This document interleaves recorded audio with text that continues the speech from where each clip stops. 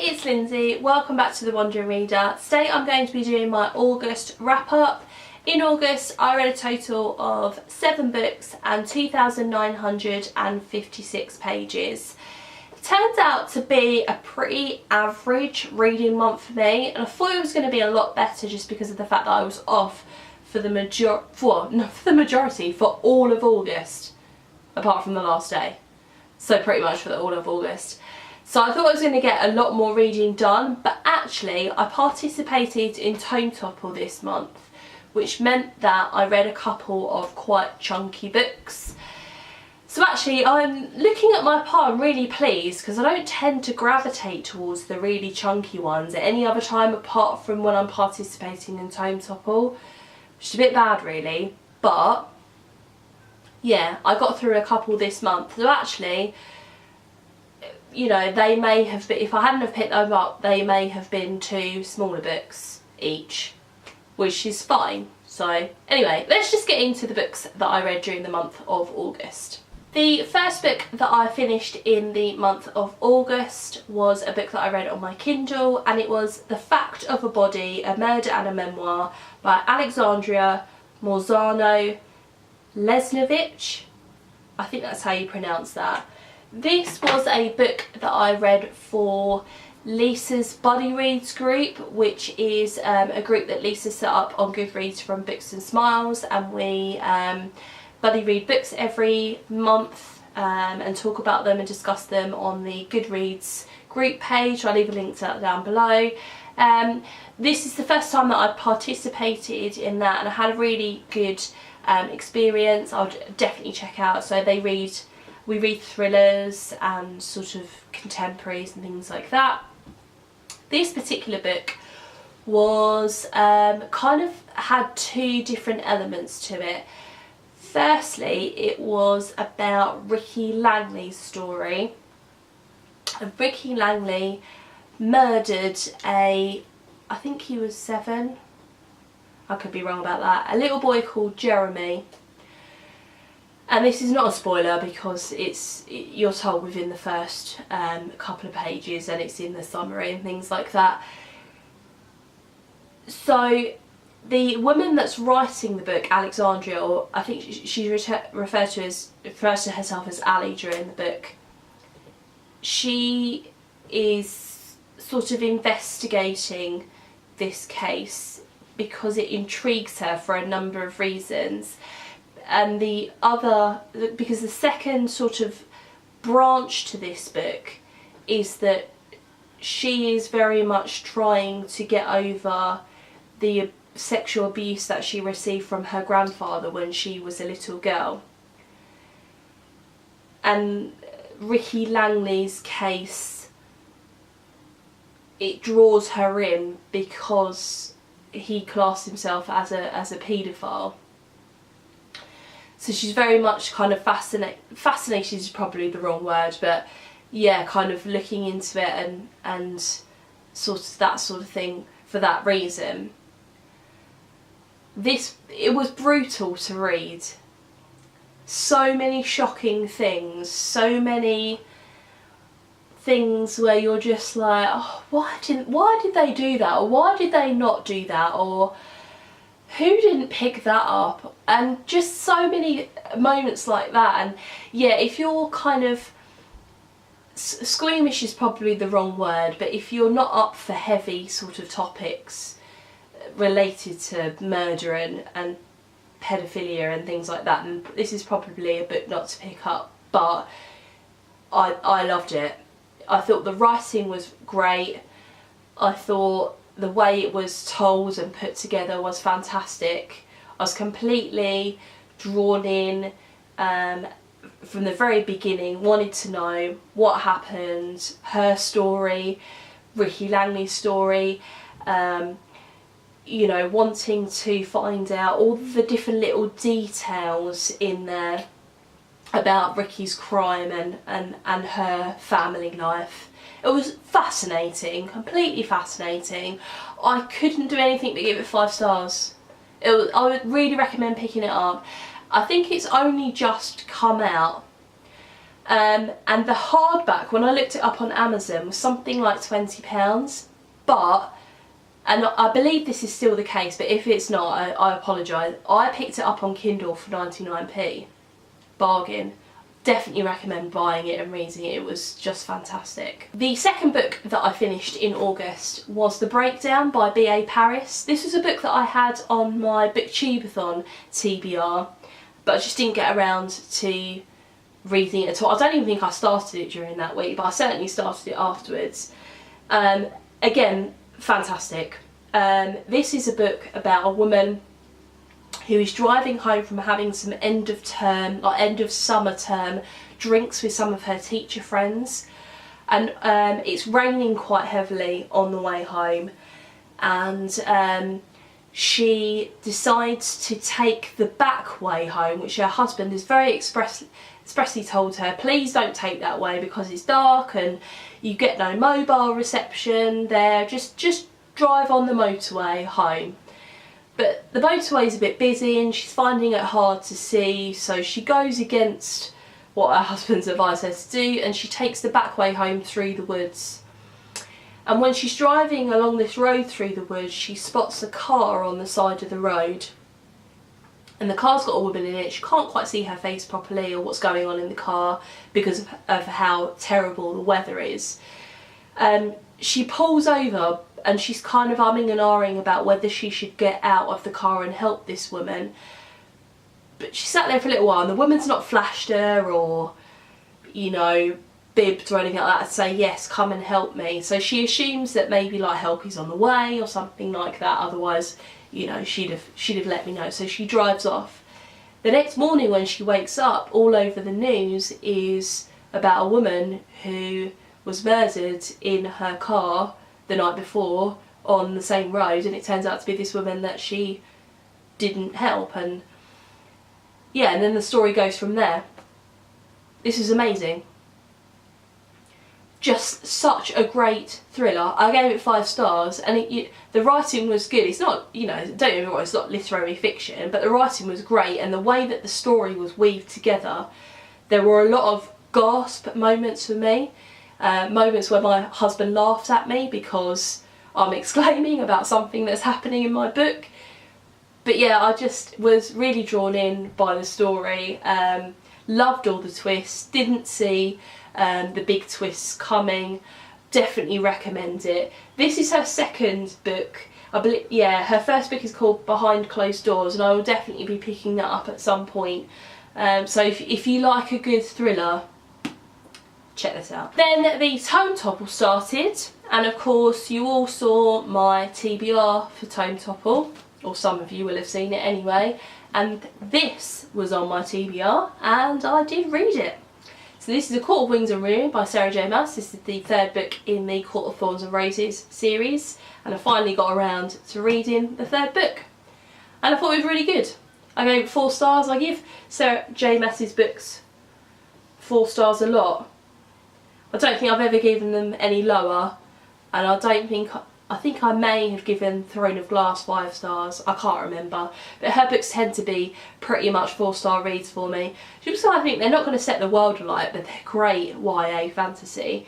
A lot of people, when this first came out and they were reading it, said that they weren't a big fan of the ending.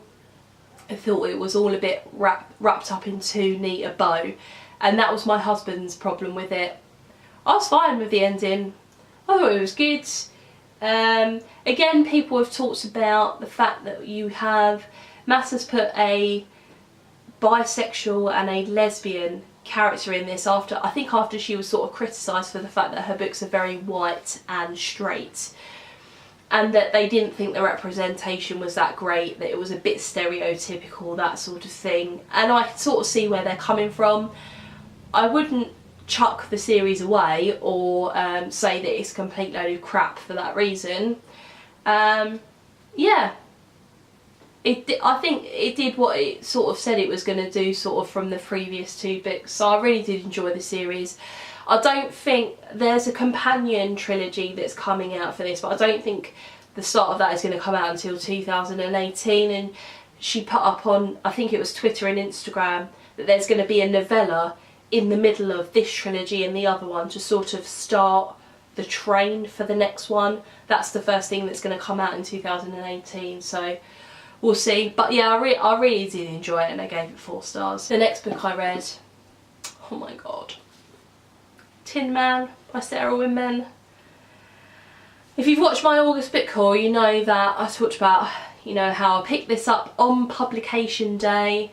I'd heard quite a few people who got early copies of this talk about how great it was, and yet they were reluctant to say much about what it's about, and for good reason.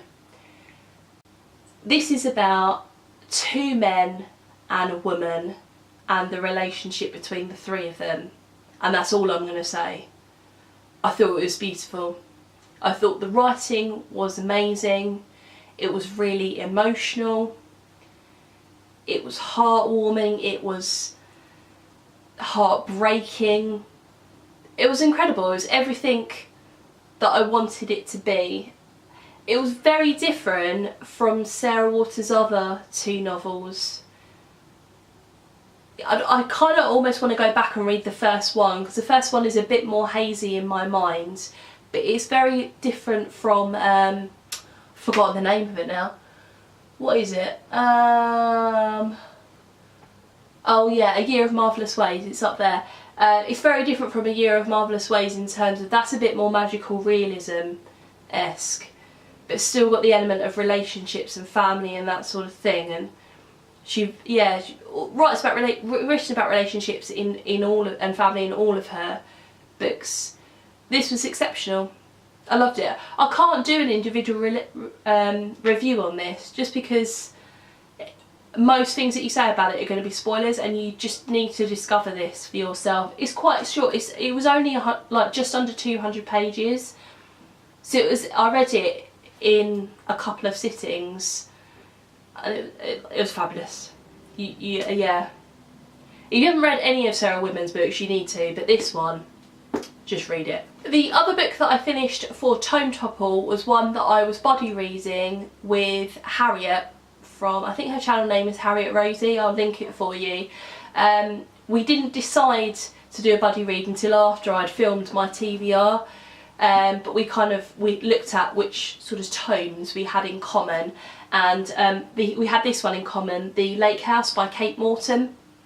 I hauled this a few months ago when I was in a charity shop and I was looking for a book for Book Swapathon, and I picked up 2 of her books in there, and I've heard absolutely great things about her writing from Krista at Books and Jams, April, has she read them from Getting Hooked With It? I think so. Who was the other person? Katie from Life Between Words. All 3 of those talked about her books, how they love them, so I was anticipating really good things.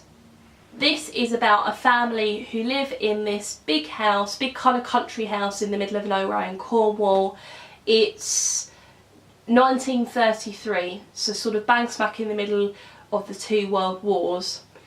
And one night they're throwing a midsummer Eve party, and the youngest child, who's 2 I believe, he's a boy called Theo, he goes missing and he's never found.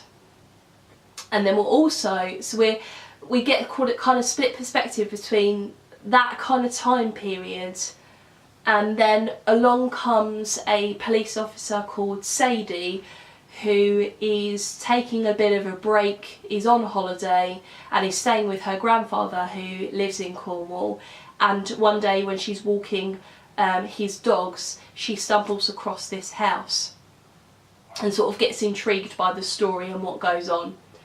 I loved this. I thought it was absolutely fantastic. I was really drawn in by Kate Morton's writing. I loved the fact that you got different perspectives in here and it jumped back and forth in time. Sometimes in books that do that it can be a bit disjointed and hard to follow, but it was easy to follow in this. Part of me thinks that the ending was a little bit too neat. It was a little bit too wrapped up in a bow, and rather in A Court of Wings and Ruin, I was fine with that, but in this one I was just like, yeah, is that realistic? I wasn't completely certain. So that stopped me from giving it 5 stars, so I gave it 4.5, but it was amazing. I've got The House at Riverton on my shelf, so I will pick that up at some point. I think she's written a couple of other ones as well. So if you're not sure about Kate Morton, I'm recommending, read her. Amazing. After that, I read Station 11 by Emily St John Mandel. I have been meaning to read this for absolute ages. I've had it for a while now, I would say a good 6 months. And every time I hear somebody talking about it on BookTube, I'm like, must pick that up, must pick that up. So I put it on my holiday TBR, took it with me, and when I'd finished a couple of the bigger tomes, I read this. And it was just as good as everyone described it to be. It's a post-apocalyptic book set in Canada, and I believe that Emily St John Mandel is a Canadian writer. And it follows a few different characters, but mainly we're following a girl called Kirsten, who's 20, and she is an actress in a travelling troupe called the Travelling Symphony, and they perform Shakespeare plays. And they kind of travel around these little settlements, I suppose, that have kind of cropped up since the crash. Should we call it a crash? Since the collapse of society. Yeah, and they kind of go from settlement to settlement performing Shakespeare. She was alive when the collapse happened. So we kind of flipping back and forth in time. You kind of get to see what happened, why society did collapse, and then kind of what society is like now. And yeah, this is just as great as everybody says it's going to be. There's not an awful lot of plot, and there's no kind of big twists or big reveals or anything like that. It's very much character driven and very much kind of like you want to find out what's happening with these characters and what's happening with the world and that sort of thing. And that's fine. It's enough. So I gave this 5 stars. And the last book that I read in August was another one that I'd been meaning to get around to for ages, and again lots of people have been telling me you need to read that book, you need to read that book. So I finally read it on holiday, and that is Big Little Lies by Liane Moriarty. And I totally understand why people were telling me you need to read this book. I've got a couple of other Liane Moriarty books on my shelf now, and I'm really looking forward to picking those up now. This is a thriller, and it is set in Australia, and it centres around 3 women who are the mothers of children who are just starting kindergarten. So I believe that's 5-year-olds, I think. And something happens. A murder happens. And it's told in a really clever way, in terms of you're getting chapters and sections of the book that are leading up to this murder, and at the end of each chapter are sort of 1 or 2 or 3 or several snippets from different characters, major and I think they're mainly minor characters, who are sort of telling the press what their impression of what went on the night, but also at that particular moment that they're describing in the book. And it's sort of, the plot kind of builds up in that sort of way. I thought this was so clever. I didn't think I was going to enjoy a book that centred around the politics of kindergarten parents and you know women of that particular age. I didn't necessarily think I was going to enjoy that, but I was completely drawn in by it. There were a lot of quite hard-hitting issues in the book, and I really liked the way that they were handled. Again, this was a gasp out loud, exclaim out loud book for me. And And I don't usually give thrillers 5 stars, so I've had a bit of an unusual month this month for that. But again, I gave this 5 stars. I thought it was brilliant. I've got the series taped on my Skybox, so I don't know when I'm going to watch that because I've got so much TV stacked up on there, and just finding time to read and do everything else and watch TV is hard. But we'll get around to it eventually. I think it's going to be good. I sort of had a bit of a guess of who these 3 characters are. We'll see. I'm sure I'll enjoy it. That's it, guys. They were all the books that I read in August. Please have a chat with me in the comments below. Have you read any of these? Have you got any thoughts or ideas? Yeah, anything. Please have a chat with me in the comments below. Thanks very much for watching, and I will see you in my next video. Bye.